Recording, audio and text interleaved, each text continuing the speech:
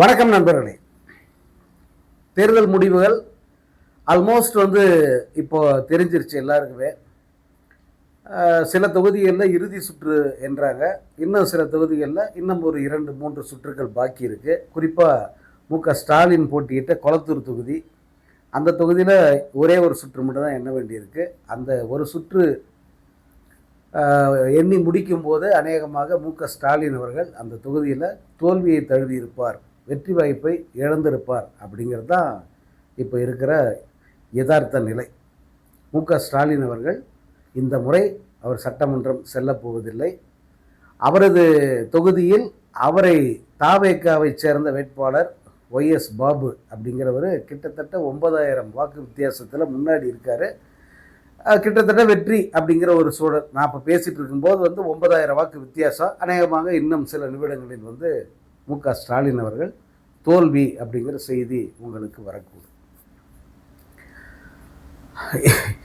ஏன் இந்த நிலை, ஏன் மு.க. ஸ்டாலினுக்கு இந்த நிலை அப்படின்னா அதற்கு காரணம் அவர்தான். மு.க. ஸ்டாலின் முன்னெடுத்த அரசியலுங்கிறது இந்த தலைமுறைக்கு ரொம்ப கிரிஞ்சாக இருக்குது. பூமரங்களாக தெரிவார் இந்த தலைமுறைக்கு. எப்படி செய்யணும், எப்படி அரசியல் பண்ணணும்னா கண்ணா பின்னான்னு திட்டணும், வா வான்னு சொல்லிட்டு வலியை வம்பு சண்டைக்கு இழுக்கணும். நேர்மையாக அரசியல் பண்ணக்கூடாது, தொடர்ச்சியாக பொய்களை சொல்லணும், சாதனைகளை பேசக்கூடாது, சாதனைகள் எடுப்படாது. மு.க. ஸ்டாலின் இந்த தேர்தலில் பண்ணது எல்லாமே என்ன, சாதனைகளை சொல்லிக்கிட்டே இருந்தார். நான் இவ்வளோ சாதனை பண்ணேன், இந்த தமிழ்நாட்டை இங்கே தூரம் கொண்டு போயிருக்கேன், இந்தியாவே திரும்ப பார்க்குது தமிழ்நாட்டை, ஏன்னா இந்த மக்களுக்கு இவ்வளோ செஞ்சுருக்கேன், பெண்கள் விடுதலைக்கு பெண்கள் முன்னேற்றத்துக்கு இந்த அரசை போல் யாரும் செஞ்சதில்லை அப்படின்னு இந்த சாதனைகளை ஒவ்வொரு கூட்டத்திலையும் சொல்லி சொல்லி சொல்லி நம்பிக்கையோடு வாக்கு கேட்டார். இந்த மக்களை நம்பினது தான் அவர் செய்த மிகப்பெரிய தவறு. ஏன்னா இவர்கள் அந்த நம்பிக்கைக்கு தகுதியற்றவர்கள். தமிழ்நாட்டு வாக்காளர்கள் இந்த நம்பிக்கைக்கு தகுதியற்றவர்கள். மறைந்த பேராசிரியர் அன்பழகன் அவர் சொல்லுவார், சோற்றால் அடித்த பிண்டங்கள் அப்படின்னு திட்டுவார் கோவத்தில். ஏண்டா டே, உங்களுக்கெல்லாம் அறிவு இல்லையா, அறிவு அடமானம் வச்சுட்டிங்களா, யார் நல்லவன் யார் கெட்டவன் தெரியாதா, ஆட்டு வந்த கூட்டமாய் போய் அப்படியே ஒரு சேத்துல விடுவீங்களாடா அப்படின்னு அவர் கோபத்தில் பேசுவார். இப்போது அந்த கோபந்தான் ஒவ்வொரு உண்மையான அந்த நேர்மையான அரசியலை முன்னெடுக்கணும்னு நினச்ச ஒவ்வொருத்தருக்கும் அந்த கோபம் வருது. நியாயமாக மு.க. ஸ்டாலின் செஞ்சிருக்க வேண்டியது என்ன? இந்த தாவேகா தற்குறிகள் கரூரில் 41 பேரை கொன்னது, அதற்கு முன்பு 2 மாநாடுகளில் ஒரு 8 பேரை கொன்னது, இதெல்லாம் சேர்த்து 50க்கும் மேற்பட்ட தொண்டர்கள் அப்பாவி பொதுமக்களை கொன்னது இந்த தாவேகாவினர். அந்த 50 பேருக்கு மேலே கொண்டாங்க இல்லையா, அதற்கு இவர்களை பொறுப்பேற்க வச்சிருக்க முடியும். ஆனால் மு.க. ஸ்டாலின் அவர்கள் அதை லேசில் அப்படி கடந்து போட்டுன்னு விட்டுட்டார். எந்த தலைவரும் தனது தொண்டன் சாவதை விரும்ப மாட்டான். இதெல்லாம் இந்த காலத்தில் செய்ய வேண்டிய அரசியலாது எடுபடுமாது? நீங்கள் பெண்களுக்கு வாரி வாரி வாரி கொடுத்தீங்க, பார்த்து பார்த்து செஞ்சீங்க. பெண்கள் முன்னேற்றம், பெண்களுடைய உமன் எம்பவர்மெண்ட், பெண்கள் தங்களுடைய சுய பலத்தில் நிற்கணும், சொந்த காலில் நிற்கணும், அவர்கள் வேலை வாய்ப்புக்கு உறுதி கொடுக்கணும், அவர்களுக்கு அதிக வாய்ப்புகள் வழங்கப்படணும், அவர்களுக்கு அந்த 33% அந்த பில்லுக்கான அந்த மசோதாவை தனிநபராக கொண்டு அதை நிறைவேற்றணும். இப்படி எவ்வளவு விஷயங்களுக்காக குரல் கொடுத்து எவ்வளோ இந்த 5 ஆண்டு காலமாக ஒவ்வொரு திட்டங்களையும் பார்த்து பார்த்து செயல்படுத்தின முதல்வர் மு.க. ஸ்டாலின் இன்னைக்கு தனது சொந்த தொகுதியில் தோற்கிறார். அப்படிங்கிறது எவ்வளவு பெரிய அநியாயம் பாருங்க. இதெல்லாம் தாங்கிக்க முடியாத ஒரு பேரவலம், தாங்கிக் கொள்ள முடியாத பேரவலம். இந்த தாவேகா அப்படிங்கிற கட்சி, அந்த நிர்வாகிகள் எப்படிப்பட்டவங்கன்னா, இந்த கட்சியினுடைய தலைவன் இந்த 41 பேர் கரூரில் செத்த உடனே போய் பதுங்கிட்டான். 3 நாட்கள் வெளியில் வரல. 3ஆவது நாள் வெளியில் ஒரு வீடியோ போட்டுட்டு அதுக்கப்புறம் தொடர்ச்சியாக 70 நாட்களுக்கு மேலே வீட்டை விட்டு வெளியே வரல. அந்த கட்சியை சேர்ந்த நிர்வாகிகள், முக்கியமான நிர்வாகிகள், குறிப்பாக அந்த கூட்டத்துக்கு ஏற்பாடு செய்து அவ்வளவு பேரையும் கொன்ற அந்த நிர்வாகிகள் அத்தனை பேருமே தலைமறைவாயிட்டான். அதில் 2-3 பேர் மீது மட்டும்தான் எஃப்ஐஆர் இருந்தது. எஃப்ஐஆரே இல்லாத ராஜ்மோகன் மாதிரியான கேவலமான அந்த ஆட்கள் எல்லாம் வந்து பதுங்கிட்டாங்க. எங்க இருக்காங்கன்னு தெரியல. புஷியானது தாடி வச்சுக்கிட்டு கடலுக்கு நடுவில் போய் தலைமறைவானார். இந்த வளர்ந்து கெட்டவ வட மாநிலத்துக்கு போய் அங்க போய் அமித்ஷா காலையோ யாரோ சில கால்களை தேடிக்கொண்டிருந்தான். இந்த கட்சியினுடைய கட்டுமானம் எப்படி இருந்தது? கலகலத்து போயிருந்தது. 41 பேர் செத்த உடனே ஒவ்வொருத்தனும் வந்து போன மாதிரி இருந்தான். அவன் மூஞ்சி பார்த்தா பொணக்கெல்லாம் இருந்தது அவங்களுக்கெல்லாம். அவங்கள என்ன பண்ணியிருக்கணும் நியாயமா? இந்த தற்கொலை தலைவனை கைது பண்ணி உள்ளத்துக்கு போட்டிருக்கணும். இந்த நிர்வாகிகள் அத்தனை பேரையும் வந்து கைது செஞ்சிருக்கணும். அவன் சிபிஐக்கு போட்டோம், மத்திய அரசுக்கு மூலமா என்ன வேணா செய்யட்டோம். ஆனால் தமிழ்நாடு அரசு தாரிமியமாக செஞ்சிருக்க வேண்டியது அதான். உடனடியாக அந்த 41 பேர் செத்தாங்கன்ற தகவல் வந்த அடுத்த சில மணி நேரங்களில் முதல்வர் போய் அங்கே கரூரில் நின்னாரு. அங்கே முதல்வர் அந்த வேலையை பார்த்துட்டு இருக்கும் போதே இந்த கைது படம் நடந்திருக்கணும். அவங்கள வந்து கேள்வியே இல்லாமல் சில மாதங்கள் உள்ள வச்சிருக்க முடியும். நான் திரும்ப சொல்கிறேன், ஒரு பள்ளியில் 42 மாணவர்கள் இறந்திருந்தால் என்ன பண்ணியிருப்பாங்க? பில்டிங் கொலாப்ஸ் ஆகிடுச்சு. இறந்திருந்தால் என்ன பண்ணியிருப்பீங்க? கல்லூரியுடைய முதல்வர், கல்லூரியின் தாளாளர், அது பள்ளியின் தாளாளர், அதே போல் அந்த கட்டிடத்தை கட்டிய கான்ட்ராக்டர், இவங்க அத்தனை பேரையும் கைது பண்ணி உள்ள தூக்கி போட்டிருப்பீங்கல்ல. கேள்வி முறை இல்லாமல் உள்ளே வச்சுருப்பீங்கல்ல. ஏன் இவனுங்களாம் அப்படி வைக்க முடியாமல் போச்சு உங்களால்? ஏன் வைக்க தோணலை உங்களுக்கு? என்ன இதில் பெரிய ஜென்டில் அரசியல் தேவைப்படுது? கடைசியில் அது எங்கே வந்து நிற்கிதுன்னா, இது உங்கள் அரசை மட்டும் காவு வாங்கலை, உங்கள் அரசை மட்டும் பலி வாங்கலை. இந்த ஒட்டுமொத்த தமிழ்நாட்டில் இருக்கிற நேர்மையான அரசியலை அல்லது நல்ல ஒரு அரசாங்கம் வேணும், சரியான அரசாங்கம் வேணும் அப்படின்னு விரும்பிய, அதற்காக பேசிய அத்தனை பேரையும் பாதிச்சிருக்கு, அத்தனை பேரையும் பலி வாங்க போகுது அப்படிங்கிறது தான் உண்மை. உங்களை தானே இவங்க அவ்வளோ பேரை நம்பினாங்க. நீங்கள் சரியான ஆட்சியை கொடுப்பீங்க, உங்களுடைய அந்த அணுகுமுறைங்கிறது வந்து நேரத்துக்கு ஏற்ற மாதிரி கரெக்டாக இருக்கணும். நேரம் எப்போ கடுமையான ஆக்ஷன் தேவை அப்போ கடுமையாக எடுத்துருக்கணும். எப்போ நீங்கள் ரொம்ப மென்மையான போக்கை அப்போ நீங்கள் செஞ்சுக்கலாம்.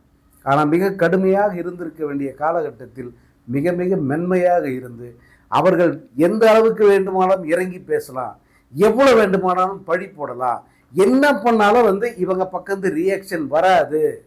இதுதான் வந்து அவர்களுக்கு நீங்கள் கொடுத்த சுதந்திரம். எவ்வளோ வேணால் தாக்கு, எவ்வளோ வேணால் பேசு, என்னை எவ்வளோ வேணால் அசிங்கப்படுத்து, பொதுவெளியில் கேவலப்படுத்து, இளம் தலைமுறை வாக்காளர்கள் மத்தியில் வந்து என்ன கேவலப்படுத்து அப்படின்னு கேட்டு வாங்கின மாதிரி தான் இந்த கடந்த 6-7 மாத காலமாக திமுக அரசின் செயல்பாடு இருந்தது, முதல்வரின் செயல்பாடு இருந்தது. அதற்கு கிடைத்த மிகப்பெரிய விலை என்னன்னா இந்த அரசு போனது. அதே போல் இந்த நியாயமான அரசியலுக்கு ஆதரவளித்த தமிழ்நாட்டு வாக்காளர்களின் மானமும் சேர்ந்து போயிடுச்சு. அதுதான் இப்போ தாங்க முடியாமல் திரும்ப திரும்ப திரும்ப சொல்ல வேண்டியதாக இருக்குது. யாரெல்லாம் தோக்குறாங்க? பிடிஆர் பழனிவேல்ராஜன் தோக்குறாரு. யாருக்கிட்ட? யாருன்னே தெரியாது, அவன் பேரே தெரியாது. யாரோ முஸ்லீம் வேட்பாளர், அவன் பேர் என்னன்னு கூட தெரியாது. ஆனால் பிடிஆர் தியாகராஜனை விட அவன் பெரிய அளவுக்கு வாக்குகள் வாங்கி ஜெயிக்கிறான்.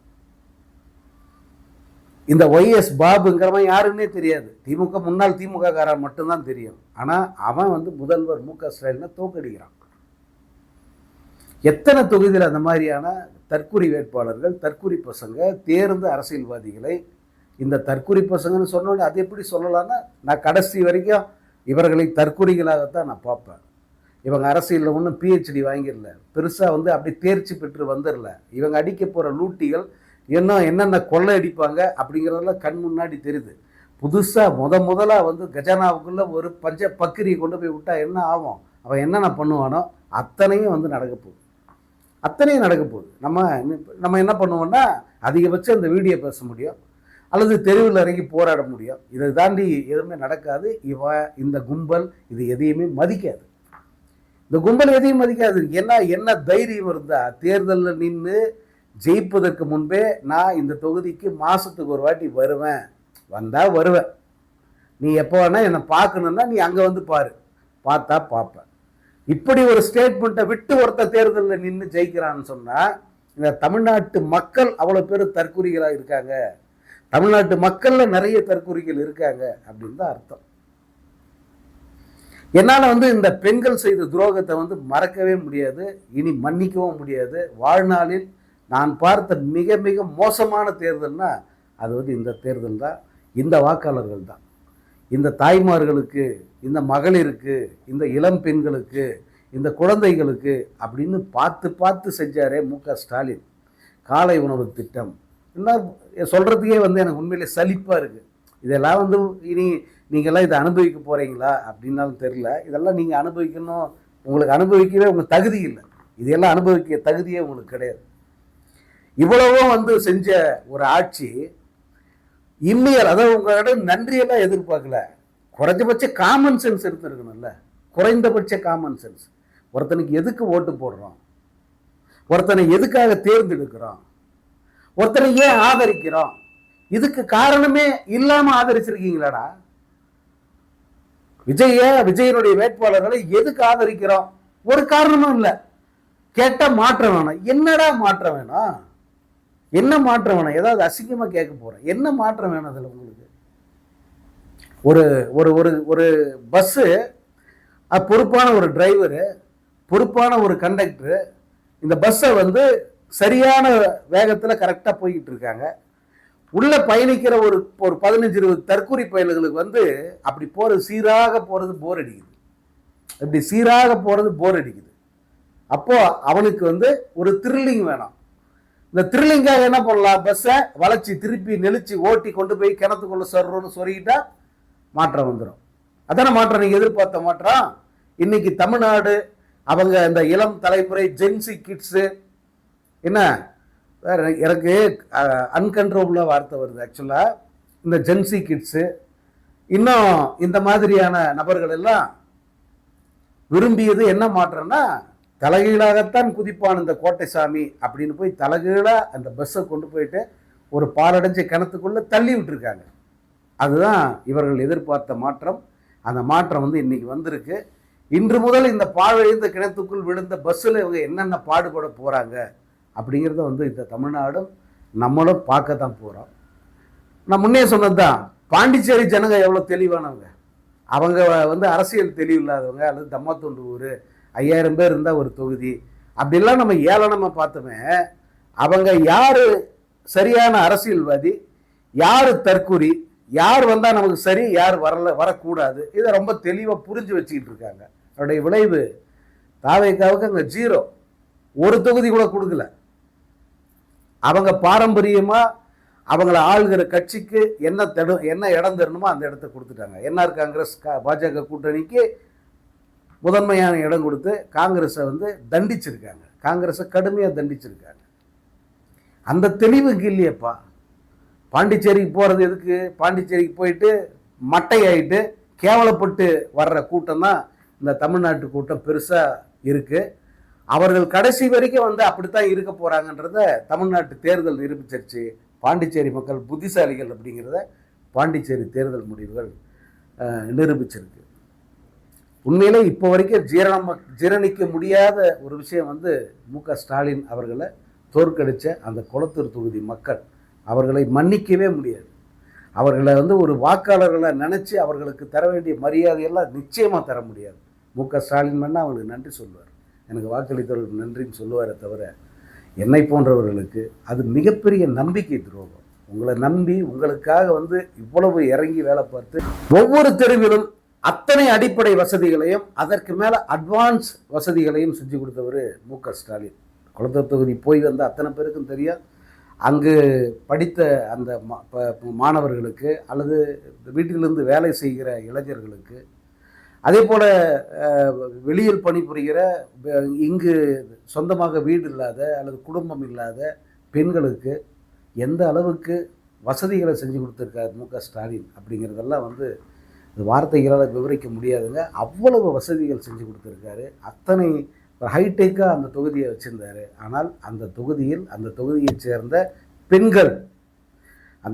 சேர்ந்த பெண்கள் இளைஞர்கள் மு.க. ஸ்டாலினை தோற்கடிச்சிருக்காங்க.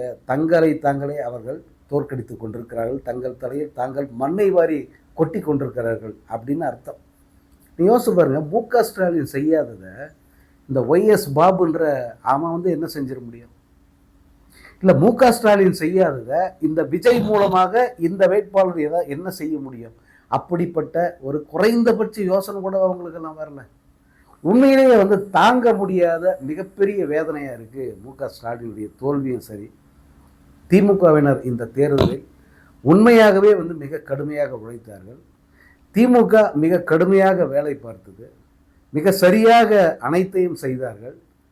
ஆனால் இந்த பெண்கள், இந்த இளைஞர்கள், அதே போல் இந்த இளம் தலைமுறை வாக்காளர்கள், அவர்கள் திமுகவை வீழ்த்த வேண்டும் அப்படிங்கிறது மட்டுமே வந்து அவர்கள் நோக்கமாக இருந்தது. அதைத்தான் வந்து இந்த விஜய் ஆரம்பத்தில் வந்து கட்டமைச்சான். திமுகவை வீழ்த்தணும், திமுகவை வீழ்த்தணும், இது மட்டும்தான் அவனுடைய நோக்கமாக இருந்தது. அதுதான் வந்து இவங்களுக்கு சொல்லி கொடுத்தா எதற்காக வீழ்த்தணும், எதற்காக திமுக போகணும், இந்த அடிப்படை இதை யோசிக்கிற திராணி கூட வந்து இந்த பசங்களுக்கெல்லாம் இல்லாமல் போச்சு. அதனால தான் அதுகள் எல்லாமே தற்குறிகள் அப்படின்னு வந்து சொன்னோம். ஒரு தற்குறி கூட்டம் தமிழ்நாட்டு அரசியலை படுபாதாளத்தில் வீழ்த்தி இருக்கு, மிக மோசமான ஒரு நிலைக்கு தள்ளி இருக்கு. இன்னும் ஒரு 50 ஆண்டு காலம் நம்ம பின்னோக்கி போக போகிறோம் அப்படிங்கிற ஒரு எச்சரிக்கை உணர்வு நமக்குள்ள ஒரு அபாயமணி மாதிரி இது அடிக்குது. அதை நம்ம தொடர்ந்து சொல்லிக்கிட்டு தான் இருப்போம். இன்னும் 50 ஆண்டு காலம் இந்த தமிழ்நாடு, தமிழ்நாட்டு அரசியல், தமிழ்நாட்டுடைய வளர்ச்சி அத்தனை வந்து பின்னோக்கி போவதற்கான அத்தனை அறிகுறிகளும் வந்து இப்போவே தென்பட ஆரம்பிச்சிருச்சு. இதை வந்து நீ கதறு, நீ புலம்பு, இன்னும் இன்னும் இன்னும் இப்படித்தான் வந்து தற்குறிகள் வந்து இங்கே கமெண்ட் அடிப்பானுங்க. எனக்கு அப்படி அதை பற்றியெல்லாம் எனக்கு ஒன்றும் கிடையாது. ஆனால் இந்த இழப்புங்கிறது யாருக்கு? திமுக தோல்வின்றது திமுகவுக்கு இல்லை, தமிழ்நாட்டு மக்களுக்கு கிடைத்த மிகப்பெரிய தோல்வி இது.